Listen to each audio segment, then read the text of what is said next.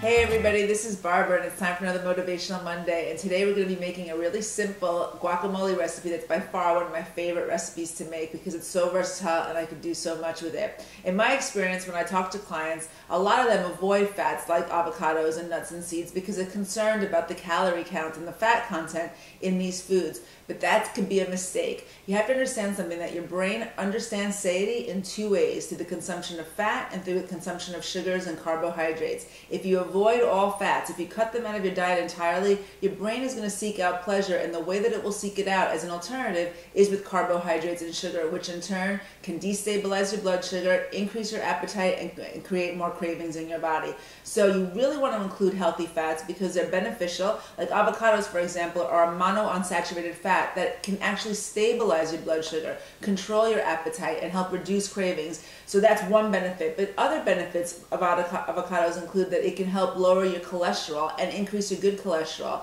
It also is a great source of potassium, so it's great to help stabilize your blood pressure. And it's an excellent source of glutathione, and glutathione is the master antioxidant in your body. It's in your liver, and it's easily depleted. By replenishing glutathione on a regular basis, you're upping this powerful antioxidant, which in turn can help slow the signs of aging, can help prevent certain cancers, and can help prevent heart disease. So it's really important to include some of these fats in your diet in a healthy way. So this recipe really takes just a little while to make. It's not a labor-intensive deal. One other suggestion: when you buy avocados, to ripen them evenly, buy them absolutely green. Put them in a brown bag and then put them on top of your refrigerator for a day or two. In about 2 days or so, you're going to start to feel that they're getting ripe, and they'll be perfectly ripe with minimal bruising, and it'll be ripe all the way through to the pit. So that's a great way to help prevent buying avocados that might be already spoiled when you bought them, or might ripen unevenly. So the ingredients for this dish, for this guacamole, are avocados. Obviously jalapenos, so I chopped them up. If you want it spicy, you can leave some seeds in the jalapeno and include it in the guacamole, but if not, you can just take those out. I've chosen to take them out. Lime juice, which is important not only for the flavor but also helps prevent the browning of the avocado so it can last longer.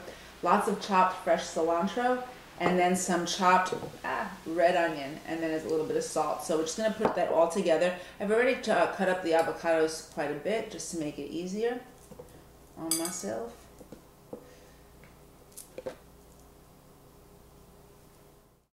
We have our avocado. Now we're going to add our red onion to it. And I kind of eyeball things, but below this recipe you'll find below this video you'll find a recipe for this, so you'll have exact measurements if you need that. But I kind of like to eyeball because I grew up with a grandmother that cooked, so I picked it up from her. I just prefer it that way. It seems a little more creative. A little salt. So again, I always use Himalaya salt, and you can use sea salt as well, and then some lime juice. And we're just going to mush that up.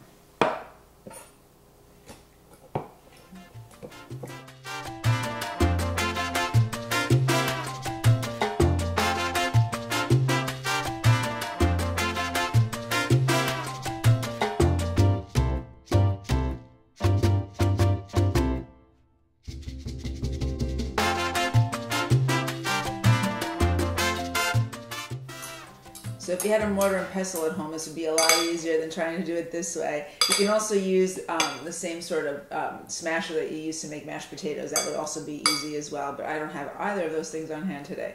In any case, but there it is, and it's quite delicious. You can taste it to adjust the flavors, and then you can do several things with this recipe. If you're a vegan and you're looking for nice alternatives to meat, right, to make your sandwiches more substantial, you can certainly put it on sandwiches as a spread. You can also obviously make it with corn chips. Another thing that I like to do is I keep some of this on hand for a few days, and then I'll make breakfast tacos with them. So I'll put them in warm corn tortillas with a little bit of the guac, some black beans, and some scrambled eggs. So that's another great breakfast idea that you can include. So there you have a very easy, delicious recipe. One of my favorite recipes that I use this guacamole for are my fish tacos. So keep your eye out for that video coming down the pike. So if you like tips like this and you're looking for other suggestions to help move you along in your health goals, then definitely sign up for my blog at rootsandseeds.com. If you want to know more about me and my nutrition practice, then check out BarbaraMendezNutrition.com. Please follow me on Facebook or Twitter, and if you have a favorite guacamole recipe, because there's many ways to make it, please leave it below and maybe we'll make yours in an upcoming video down the road. Thanks so much, everybody. Have an awesome Monday and eat more avocados.